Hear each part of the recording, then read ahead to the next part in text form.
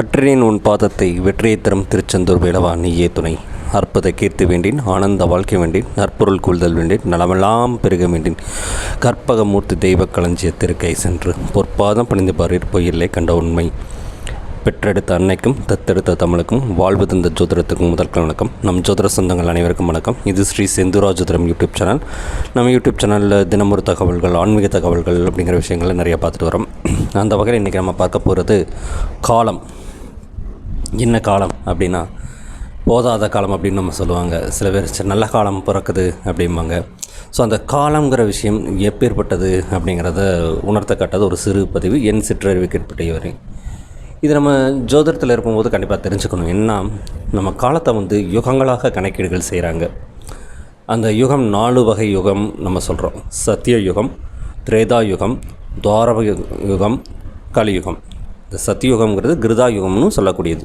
சத்தியம்னா உண்மை, கிருதா அப்படின்னா நிறைவு, உண்மை நிறைந்துள்ள யுகம் அந்த கிருதா யுகம் அப்படின்னு நம்ம சொல்லக்கூடியது. அது கிட்டத்தட்ட 17,28,000 வருடம் உடையது.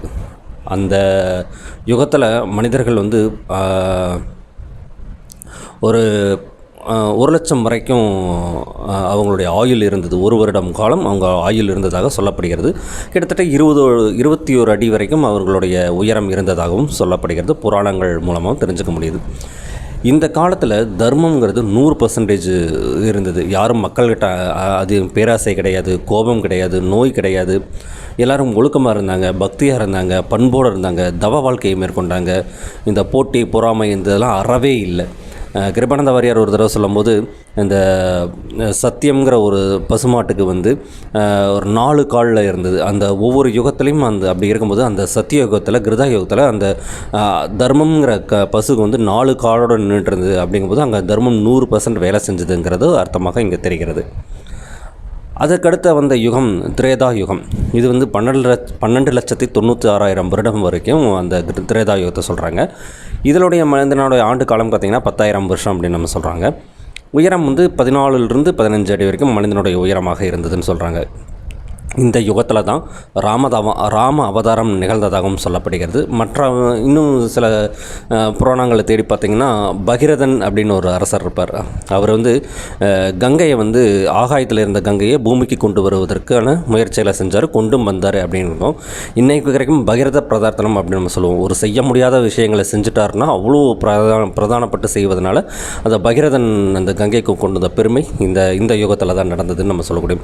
இந்த காலகட்டத்தில் தர்மம் அந்த பசு அதனுடைய ஒரு காலில் இழந்து 3 காலில் நின்றுட்டு இருந்தது. கிட்டத்தட்ட 75% தர்மம் தான் இருந்தது. 25% பொய் புரட்டு அப்போவே அது உள்ளே வந்துருச்சுன்னு நம்ம சொல்ல முடிகிறது இந்த யுகத்தை பொறுத்த வரைக்கும். அதுக்கடுத்தது துவாரபார யுகம். இது 8,64,000 வருஷம் அந்த யுகத்துக்கான கணக்கீடு சொல்கிறாங்க. மனிதனுடைய ஆயுள் காலம் 1000 வருஷம் சொல்கிறாங்க. அது அப்போ மனிதனுடைய உயரம் 10லிருந்து 12 அடி வரைக்கும் இருக்கலாம் அப்படின்னு நம்ம சொல்லுகிறது. இந்த காலகட்டத்தில் தான் மகாபாரதம் நிகழ்ந்ததும் கிருஷ்ணாவதாரம் நிகழ்ந்ததாகவும் மற்றும் தர்மம் ஒரு 50% அது அப்போவே வந்துடுச்சு இல்லைங்களா. சொத்து தகராறு இதெல்லாம் வந்துடுது இல்லையா. அதே மாதிரி போட்டி பொறாமைகளும், நான் தான் பெரியவன், எனக்கு தான் அங்கீகாரங்கிற மாதிரி விஷயமெல்லாம் அப்போ வந்துருச்சு.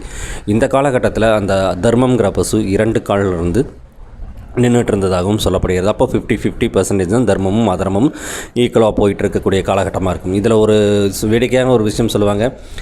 தர்மன் நகர்வலம் போகும்போது எல்லோரும் நல்லவர்களாக தெரிந்ததும், துரியோதன் நகர்வலம் போகும்போது எல்லோரும் தீயவர்களாக தெரிஞ்சதும் அவங்கவுங்க பார்வையில் இருக்குங்கும் போதே தெரிஞ்சுக்கும் நல்லவங்க கெட்டவங்க கலந்துருந்தாங்க. யாரையும் பிரித்து பார்க்க முடியாத காலகட்டத்தில் அந்த காலம் நடந்தது.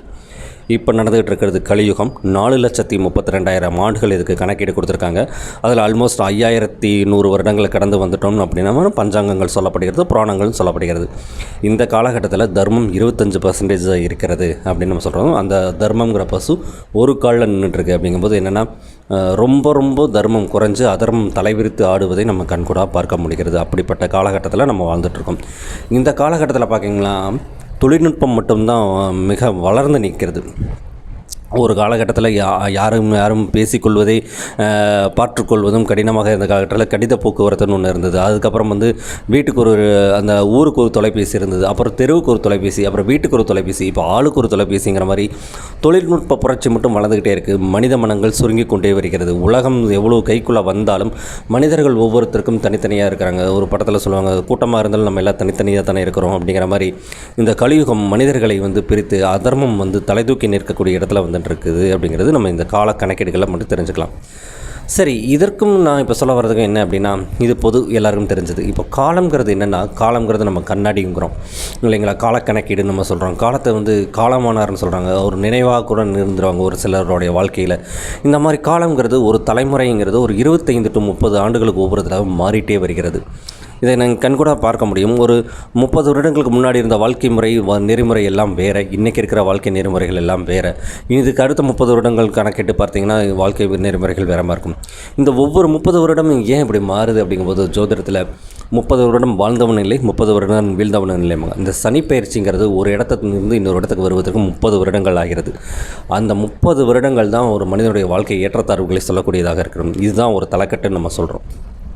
இந்த போன தலைக்கட்டில் பார்த்துட்டோம் அப்படின்னா, ரொம்ப அப்பாவோட ஜென்ரேஷன், தாத்தாவோட ஜென்ரேஷன்ஸ் எல்லாம் சொல்ல கேள்விப்பட்டிருக்கோம். வாக்கு தவற மாட்டாங்க, சொல்ல காப்பாற்றுவாங்க, சொல்லுக்காக உயிரை கூட விட்டுறாங்க, கவரிமான் பரம்பரை அப்படின்னு நம்ம நிறைய கேள்விப்பட்டிருக்கோம் இல்லையா.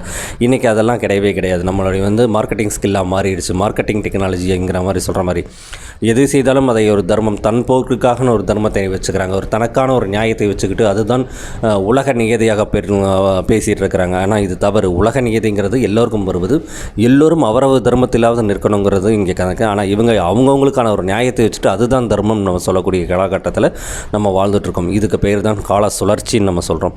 இந்த கால சுழற்சி நல்லபடியாக இருக்குமா அப்படின்னு கேட்டால், நம்மளுடைய ஜாதக அமைப்பு பிரகாரம் நீங்கள் என்ன செஞ்சு என்ன வரம் வாங்கி வந்திருக்கீங்கிறது, அந்த பிராப்தம்ங்கிறது உங்களுடைய 5ஆம் இடத்தில் சொல்லப்படுகிறது. இந்த 5ஆம் இடம்ங்கிறது பூர்வ புண்ணியம், புத்திரம், பாக்கியம், அப்பாவுடைய சொத்து, அப்பா வழி உறவுகள், அந்த மாதிரி இடங்களை சொல்லக்கூடியது. எல்லா ஜாதகங்களையும் நாம் நிறைய இடங்களில் குறிப்பிட்டு வருது தான். தோஷங்களும் இருக்கும், யோகங்களும் இருக்கும். யோகமான இருக்க காலகட்டங்களில் எப்படி நடந்துக்கணும், தோஷமான இருக்க காலகட்டங்களில் எப்படி நடந்துக்கணுங்கிறது நம்மளுடைய நடவடிக்கைகள், செயல்கள் மூலம் அந்தந்த வினைகளை நம்ம அனுபவிக்க முடிகிறது. ஸோ இந்த கால சுழற்சிங்கிறது நம்ம யாருக்கும் கட்டுப்புள் நிற்காது. நம்ம அதுதான் சொல்லுவாங்க, காலமும் கடலையும் யாருக்காகவும் காத்திருக்காதுங்கிற போது, இந்த காலங்கிறது யாருக்காகவும் காத்திருக்காது. இந்த காலம் சில பேருக்கு மருந்தாகவும், சில பேருக்கு வடுவாகவும், சில பேருக்கு மறதியாகவும் இருப்பது நம்ம உணர முடிகிறது. இந்த காலங்கிறது நாணயம், ஏமாற்றம், திருப்தியின்மை, ஏற்றுக்கொள்ள இயலாமை, விதண்டாவாதம், எதிர்பார்க்கும் குணம், பேராசை, இந்த மாதிரி ஒரு 7 கலவைகளால் ஆகி சுழண்டு கொண்டே இருக்கும். இதில் நம்ம எதில் இருந்து சிக்கிக்காமல் உண்மை, நேர்மை, நியாயம், தர்மம், பக்தி, இறையன்பு, ஒழுக்கம், தவம், பிறன் பொருள் நாடாமை அப்படிங்கிற ஒரு விஷயத்தை கையில் எடுத்துக்கிட்டு அவங்கவுங்க ஒரு கோட்பாடுகளை வச்சுட்டு, அட்லீஸ்ட் நான் பொய் சொல்ல மாட்டேன், இல்லை நான் புலால் உள்ள மாட்டேன், என்னால் என் கையில் இருக்கிறத யாருக்காவது ஒருத்தருக்கு டெய்லியும் ஒரு உணவுக்கு ஒரு 5 ரூபா கொடுத்துட்டா தான் நான் என்னுடைய வாழ்க்கையை தொடங்குவேன் அப்படின்னு அவங்கவுங்களுக்காக ஏதாவது ஒரு விஷயங்களை எடுத்துக்கிட்டு இந்த காலத்தின் கட்டளைக்கு ஏற்ப நம்ம பயணித்தோம் என்றால் கண்டிப்பாக வரலாறு நம்ம பேரை சொல்லுங்கிறதுல எந்த மாற்று கருத்தும் இல்லைங்கிறது என்னுடைய சிறு கருத்தாக இங்கே பதிவு செய்யணும். ஸோ இந்த காலங்கிறது நம்ம கண்ணாடியாக தெரியும். நீங்கள் அதை எதை பார்க்குறீங்களோ, எதை பண்ணுறீங்களோ அது உங்களுக்கு பிரதிபலிக்கும். நீங்கள் நல்லது செய்யுங்க, உங்களுக்கு நல்லதே நடக்கும்ங்கிறத சொல்லி இந்த பதிவை நிறைவு செய்கிறேன். நம்ம ஜோதிட சொந்தங்கள் அனைவருக்கும் வணக்கம்.